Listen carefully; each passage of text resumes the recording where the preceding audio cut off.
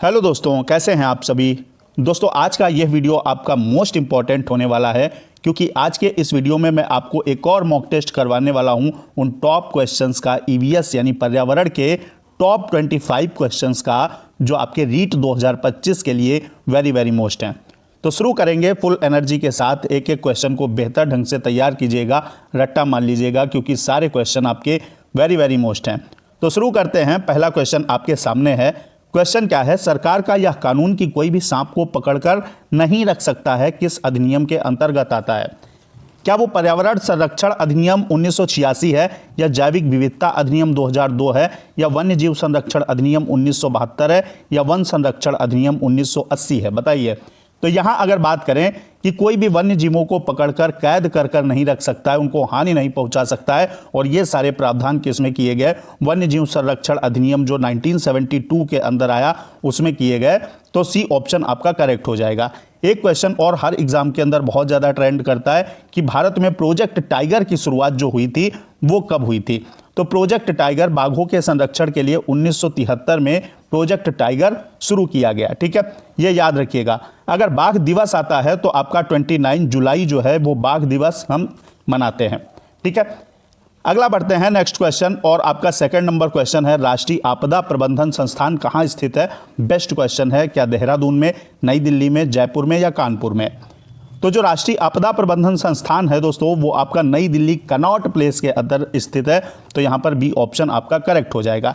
एक बहुत आपका मोस्ट इंपॉर्टेंट संस्थान है जो देहरादून में है। कमेंट बॉक्स में बताइएगा कौन सा संस्थान देहरादून में स्थित है। नेक्स्ट बढ़ते हैं बेस्ट क्वेश्चन के साथ। थर्ड नंबर आपके सामने है, भारत के साथ सबसे लंबी स्थलीय सीमा साझा करने वाला देश कौन सा है? क्या वो पाकिस्तान है, चीन है, नेपाल है, या बांग्लादेश है? तो आपको याद रखना है कि भारत 7 देशों के साथ अपनी स्थलीय सीमा और 2 देशों के साथ जलीय सीमा साझा करता है। ये 7 देश आपको याद रखने हैं। कौन से हैं? पाकिस्तान हो गया, ठीक है, पाकिस्तान हो गया, फिर चीन है आपका, चीन, नेपाल, और फिर आपका चीन नेपाल के बाद है भूटान, भूटान यहाँ पर लिख लेंगे, और उसके बाद म्यांमार हो जाएगा, और म्यांमार के बाद बांग्लादेश हो जाएगा।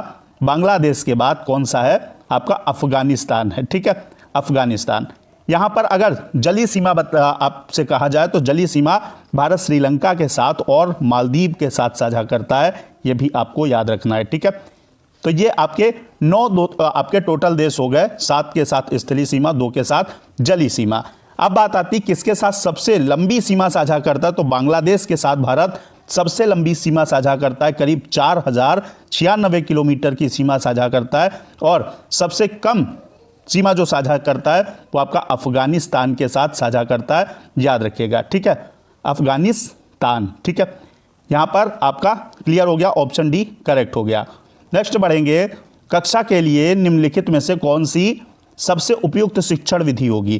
केवल प्रयोग पर आधारित? भाई अगर आप क्लास में टीचर हैं और पढ़ा रहे हैं तो सबसे उपयुक्त जो शिक्षण विधि है वो कौन सी होगी? क्या केवल आप प्रयोग कराएंगे, केवल व्याख्यान देंगे, परीक्षा उन्मुख बनेंगे, या सहभागिता और चर्चा पर आधारित क्लास करवाएंगे? तो यहाँ जो सबसे बेस्ट है आपकी शिक्षण विधि वो है सहभागिता और चर्चा पर आधारित। यानी बच्चे सहभागिता के साथ यानी एक दूसरे से मिल के चर्चा करेंगे तो इससे क्या होगा? आपकी लर्निंग जो है यानी स्टूडेंट की लर्निंग बेस्ट होगी। तो डी ऑप्शन आपका करेक्ट हो जाएगा। नेक्स्ट बढ़ते हैं, भारत में शीत मरुस्थल यानी कोल्ड डेजर्ट जो है मानसून से प्रभावित क्यों नहीं होते हैं? क्योंकि एक कह रहा है शीत मरुस्थल में ग्रीष्म काल गर्म और सर्दियां अधिक शीत होती हैं यानी ठंडी होती हैं, या शीत मरुस्थल हिमालय के वृष्टि छाया क्षेत्र में स्थित है, या फिर शीत मरुस्थल में वायु बहुत शुष्क होती है, या डी ऑप्शन है शीत मरुस्थल बहुत ऊंचाई पर होते हैं। बताना है आपको। तो शीत मरुस्थल मानसून से क्यों नहीं प्रभावित होते हैं?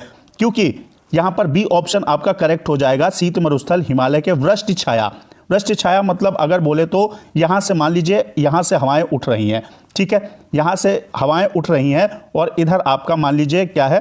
लद्दाख है। ठीक है, तो ये हवाएं ऊपर ना जाके यहाँ पर टकरा जाती हैं और यहीं बारिश हो जाती। तो ये जो पार्ट हुआ आपका इधर का, ये वृष्टि छाया आपका हुआ क्षेत्र। तो यहाँ पर मानसून जा ही नहीं पाता है। तो यही आपका बी ऑप्शन है। नेक्स्ट बढ़ते हैं, बी ऑप्शन आपका करेक्ट हो जाएगा। अगला है आपका, निम्नलिखित में से कौन पृथ्वी के सबसे निकट है? क्या शुक्र है, बृहस्पति है, बुध है, प्लूटो है? शुक्र को पृथ्वी की जुड़वा बहन भी बोला जाता है, सांझ का तारा, भोर का आपका तारा और चमकीला ग्रह शुक्र है। ठीक है, ये सब इसके उपनाम हैं, बहुत ज़्यादा एग्जाम के अंदर ट्रेंड होते हैं। तो यहाँ पर सबसे निकट कौन है ये आपको बताना है, तो सबसे निकट भी आपका शुक्र ही होगा, ए ऑप्शन करेक्ट हो जाएगा। शुक्र, यहाँ पर क्रम आपको याद रखना है, सबसे पहले आता है बुध और उसके बाद आता है शुक्र, फिर आता है आपका पृथ्वी। सूर्य से दूरी के हिसाब से ये क्रम है, पृथ्वी और उसके बाद मार्स यानी आपका मंगल आता है, उसके बाद आपका बृहस्पति आता है।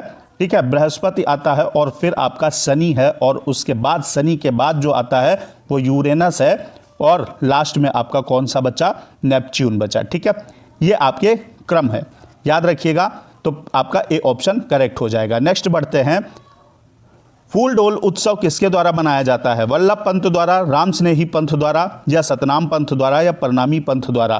तो फूल डोल उत्सव जो होता है ये आपका कैसा उत्सव है, राम स्नेही पंथ द्वारा मनाया जाने वाला उत्सव है, बी ऑप्शन आपका सही हो जाएगा। नेक्स्ट आपके क्वेश्चन बहुत हैं इसलिए ज़्यादा डिटेल में नहीं हो पाएगा क्योंकि फिर वीडियो लॉन्ग हो जाएगा, तो कम टाइम में आपको मोस्ट इंपॉर्टेंट 25 क्वेश्चंस कराने हैं। तो इसी के साथ 8 नंबर क्वेश्चन देखेंगे। स्थल का वह भाग जो 3 ओर जल से घिरा होता है उसे कहते हैं महाद्वीप, प्रायद्वीप या द्वीप या इनमें से कोई नहीं। तो जैसे अपना इंडिया है ये 3 तरफ से समुद्र से घिरा हुआ है, इसके यहाँ पर आपका सबसे नीचे हिंद महासागर है। ठीक है, हिंद महासागर है और इधर आपका बंगाल की खाड़ी है और यानी बे ऑफ बंगाल और इधर अरेबियन सी है। ठीक है, अरब सागर। तो 3 तरफ से समुद्र से घिरा है 1 2 3, तो इसलिए इसे बोलते हैं दोस्तों प्रायद्वीप यानी पेनिनसुला बोलते हैं। तो इंडिया क्या है, इंडिया पेनिनसुला है, प्रायद्वीप है, बी ऑप्शन आपका करेक्ट हो जाएगा।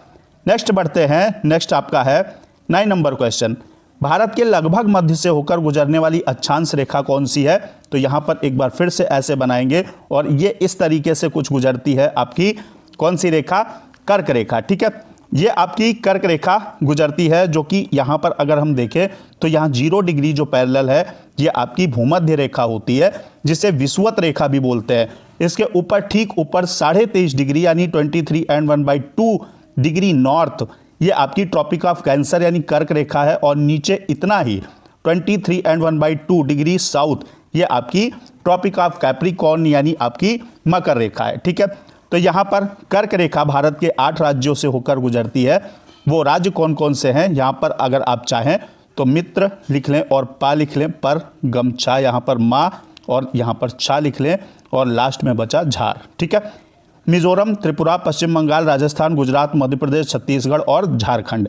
1 2 3 4 5 6 7 8 राज्यों से होकर आपकी कर्क रेखा गुजरती है। और बढ़ेंगे नेक्स्ट क्वेश्चन की तरफ।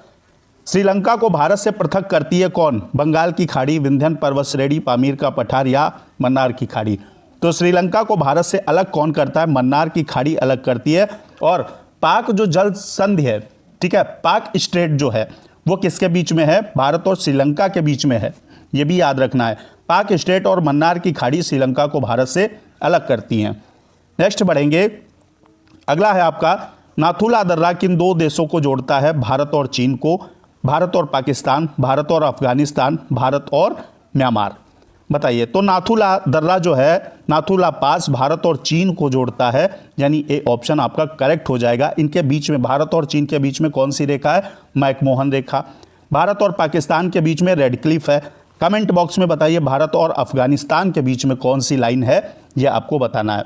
तो यहाँ पर आपका ए ऑप्शन करेक्ट हो जाएगा। नेक्स्ट बढ़ेंगे, अगला है गिद्दा नृत्य जो होता है, गिद्दा नृत्य शैली किस राज्य से संबंधित है, क्या पंजाब से, हरियाणा से, राजस्थान से या आपका उत्तराखंड से।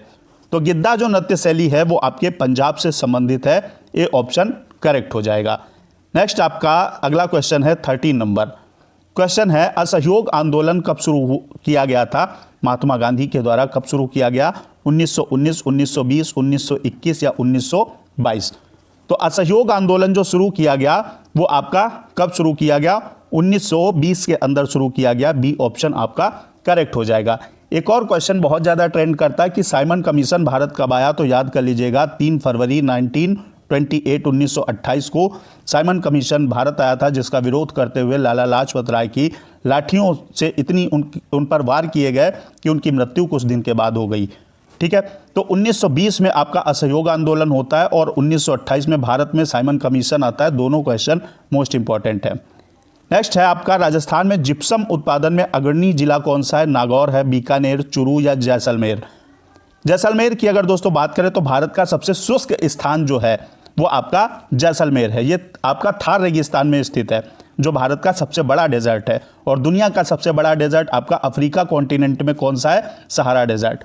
यहाँ पर जिप्सम का उत्पादन करने वाला जो राजस्थान के अंदर अग्रणी जिला है वो नागौर है। और यहीं से 2 अक्टूबर 1959 को जवाहरलाल नेहरू जो भारत के तत्कालीन प्रधानमंत्री थे, इन्होंने पंचायती राज व्यवस्था की शुरुआत की थी। नेक्स्ट बढ़ेंगे आपका 15 नंबर क्वेश्चन। चैनल को दोस्तों सब्सक्राइब करके बेल आइकन प्रेस कर लीजिएगा, वीडियो को लाइक शेयर कर दीजिएगा। नेक्स्ट है Rajasthan state mines and minerals limited का मुख्यालय यानी हेडक्वार्टर कहाँ स्थित है? अजमेर, जयपुर, बीकानेर या उदयपुर। उदयपुर को झीलों की नगरी कहा जाता है और यहीं आपका राजस्थान स्टेट माइंस एवं मिनरल्स लिमिटेड स्थित है। इसका मुख्यालय हेडक्वार्टर स्थित है और इसका अगर कार्यालय पूछा जाए तो वो जयपुर में भी स्थित है, ठीक है, लेकिन हेडक्वार्टर आपका उदयपुर के अंदर है। अगला है आपका 16 नंबर क्वेश्चन। यूनिसेफ का मुख्यालय कहाँ है? जेनेवा में, पेरिस में या आपका न्यूयॉर्क में या इनमें से कोई नहीं। यूएनओ का एक मेन एजेंसी है यूनिसेफ, ठीक है। तो इसका मुख्यालय हेडक्वार्टर कहाँ पर है? इसका हेडक्वार्टर दोस्तों है आपका न्यूयॉर्क के अंदर। सी ऑप्शन आपका करेक्ट हो जाएगा। अगर आपसे पूछा जाए जेनेवा के अंदर तो एक मोस्ट इंपॉर्टेंट आपका वर्ल्ड हेल्थ ऑर्गेनाइजेशन यानी विश्व स्वास्थ्य संगठन का मुख्यालय जेनेवा में है और यूनेस्को का मुख्यालय जो है वो आपका कहाँ है? पेरिस के अंदर है, याद रखना है आपको। नेक्स्ट बढ़ते हैं और आपका 17 नंबर क्वेश्चन है। पति और उसके रिश्तेदारों द्वारा वधू के साथ क्रूरता के लिए कौन सी धारा का प्रावधान किया गया है? क्या वो 298A है या 398A है या 498A है या 300? तो अगर कोई भी मतलब वधू को परेशान करता रिश्तेदार या उसका पति या घर वाले तो उसके लिए प्रावधान जो है वो 498A में है। आपका ऑप्शन सी करेक्ट हो जाएगा। नेक्स्ट है आपका भारत में उपभोक्ता संरक्षण अधिनियम को किस वर्ष मंजूरी प्रदान की गई थी? क्या 1985, 86, 1987 या इनमें से कोई नहीं? तो अगर बात करते हैं दोस्तों उपभोक्ता संरक्षण अधिनियम के मंजूरी की तो वो 1986 में प्रदान की गई थी। बी ऑप्शन आपका करेक्ट हो जाएगा। नेक्स्ट बढ़ेंगे और अगला है आपका क्वेश्चन। कौन सी बीमारी दूषित जल पीने से होती है? क्या एड्स है, टाइफाइड है, एनीमिया है या टिटनेस है? एनीमिया आपकी अगर आयरन की कमी किसी में हो जाती है तो उसके एनीमिया हो जाती है, ठीक है। हरी सब्जियां खाने को डॉक्टर सजेस्ट करते हैं, लेकिन यहाँ पर पूछ रहा दूषित जल पीने से कौन सी बीमारी होती है? तो टाइफाइड होता है। बी ऑप्शन आपका करेक्ट हो जाएगा। नेक्स्ट बढ़ते हैं आपका 20 नंबर क्वेश्चन। रणथंभौर राष्ट्रीय उद्यान किस राज्य में स्थित है? क्या मध्य प्रदेश में है, महाराष्ट्र में है या आपका उत्तर प्रदेश या राजस्थान? उत्तर प्रदेश की अगर बात करें तो दुधवा टाइगर जो आपका दुधवा नेशनल पार्क या दुधवा टाइगर रिजर्व वो आपका उत्तर प्रदेश में है। यहाँ पर अगर बात करते हैं मध्य प्रदेश तो इसे टाइगर स्टेट के नाम से जाना जाता है और यहाँ पर आपके Kanha national park, Kuno national park और पेंच नेशनल पार्क ये आपके सारे के सारे मध्य प्रदेश के अंदर है। राजस्थान के अंदर आपका केवलादेव राष्ट्रीय उद्यान या आपका घाना पक्षी विहार राजस्थान के भरतपुर में स्थित है और रणथंभौर की अगर बात आती है तो वो भी आपका राजस्थान में है। डी ऑप्शन करेक्ट हो जाएगा। नेक्स्ट है आपका 21 नंबर क्वेश्चन। लोकटक झील जो है भारत के किस राज्य में स्थित है? मिजोरम, मणिपुर, मेघालय या केरल? तो लोकटक झील जो है दोस्तों वो आपका मणिपुर के अंदर स्थित है। बी ऑप्शन करेक्ट हो जाएगा। और अगर आपसे पूछा जाए केबुल लामजाओ जो राष्ट्रीय उद्यान है केबुल लामजाओ वो कहाँ पर आपका स्थित है? तो वो भी आपका मणिपुर के अंदर हो जाएगा। याद कर लीजिएगा, केबुल लामजाओ बहुत ज़्यादा ट्रेंड करता है। नेक्स्ट बढ़ेंगे 22 नंबर क्वेश्चन। कालाजार रोग किस अंग को प्रभावित करता है? किस अंग यहाँ कर लीजिएगा प्रभावित करता है? क्या यकृत को, आंत को, प्लीहा को या अस्थिमज्जा को? तो कालाजार रोग से आपका अस्थिमज्जा को ये प्रभावित करता है। डी ऑप्शन सही हो जाएगा। यकृत मनुष्य के शरीर की सबसे बड़ी ग्रंथि होती है और कमेंट बॉक्स में आपको बताना है कि मनुष्य के शरीर की सबसे बड़ी अंतःस्रावी ग्रंथि कौन सी है। अगर सीधे पूछा जाए सबसे बड़ी ग्रंथि तो यकृत, अंतःस्रावी ग्रंथि आपको बतानी है। नेक्स्ट बढ़ेंगे 23 नंबर क्वेश्चन आपके सामने। पृथ्वी के वायुमंडल में प्रवेश करने वाले उल्कापिंड निम्नलिखित में से किस परत में जल जाते हैं? बताइए, अगर कोई उल्का पिंड टूटता है तो किस परत में आके वो जल जाता है? क्या क्षोभ मंडल, बाह्य मंडल, समताप मंडल या मध्य मंडल? ओजोन परत आपकी समताप मंडल के अंदर पाई जाती है और वायुयान उड़ाने की आदर्श परत जो होती है वो भी समताप मंडल होती है। क्षोभ मंडल में भी ओजोन का कुछ हिस्सा पाया जाता है। ठीक है, अगर बात करते हैं उल्का पिंड जलने की तो आपका मध्य मंडल, आपका डी ऑप्शन करेक्ट हो जाएगा। और ये आपकी सबसे ठंडी परत भी होती है, ये भी याद रखना। अगर सबसे ठंडी परत तो भी मध्य मंडल, और इसके अंदर उल्का पिंड भी आकर जल जाते हैं। क्षोभ मंडल सबसे निचली परत होती है। मौसम संबंधी जितनी भी घटनाएं होती हैं, चाहे बारिश हो, चाहे बिजली का कड़कना हो, सारी चीज़ें आपकी क्षोभ मंडल में होती है। नेक्स्ट बढ़ते हैं 24 नंबर क्वेश्चन। भारत में केंद्रीय मंत्रिपरिषद जो होती है, जो कैबिनेट होती है, किसके प्रति उत्तरदायी होती है? राज्यसभा, राष्ट्रपति, लोकसभा या प्रधानमंत्री? तो जो कैबिनेट होती है वो लोकसभा के प्रति उत्तरदायी होती है। आपका भारतीय जो संविधान है उसके अंदर प्रावधान किया गया है, उसका अनुच्छेद, संविधान का अनुच्छेद 75(3) में ये प्रावधान है कि केंद्रीय मंत्रिपरिषद लोकसभा के प्रति उत्तरदायी है। ठीक है, तो सी ऑप्शन आपका सही हो जाएगा। अगर बोलते हैं यहाँ पर राज्यसभा, तो ये आपका उच्च सदन होता है, निम्न सदन लोकसभा है, अपर हाउस आपका राज्यसभा होती है। और यहाँ अगर बात करें राष्ट्रपति, तो राष्ट्रपति आपका तीनों सेनाओं का कमांडर भी होता है। राष्ट्रपति के पास बहुत सी पावर होती है। यहाँ पर सर्वोच्च कमांडर जो होता है वो राष्ट्रपति होता है। नेक्स्ट बढ़ते हैं, आपका 25 नंबर क्वेश्चन, आज के इस वीडियो का लास्ट क्वेश्चन है। किस मिट्टी को रेगुर मिट्टी के नाम से भी जाना जाता है? लाल मृदा, काली मृदा, पीली मृदा या जलोढ़ मृदा? आपकी जलोढ़ मृदा जो होती है नदियों द्वारा बहाकर लाई गई मिट्टी होती है, मृदा होती है। इसे एलुवियल सॉइल कहते हैं। ये आपकी मोस्ट फर्टाइल सॉइल होती है, यानी बहुत ही उपजाऊ मिट्टी होती है, और भारत में ज़्यादातर भूभाग पर आपकी जलोढ़ मृदा पाई जाती है। लाल मृदा की अगर बात करें तो एक क्वेश्चन यहाँ से बनता है कि इसका लाल रंग किस कारण होता है? तो ये आयरन के ऑक्साइड के कारण होता है, यानी FeO के अधिकता के कारण मिट्टी जो है लाल रंग की हो जाती है।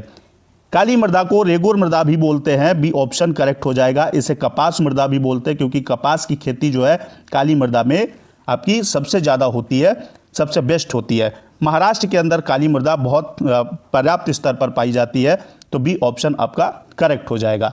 तो आज के इस वीडियो में 25 मोस्ट इंपॉर्टेंट क्वेश्चंस मैंने करा दिए हैं। मिलते हैं नेक्स्ट वीडियो में आपके बेस्ट मॉक टेस्ट के साथ, टॉपिक के साथ। जय हिंद, वंदे मातरम।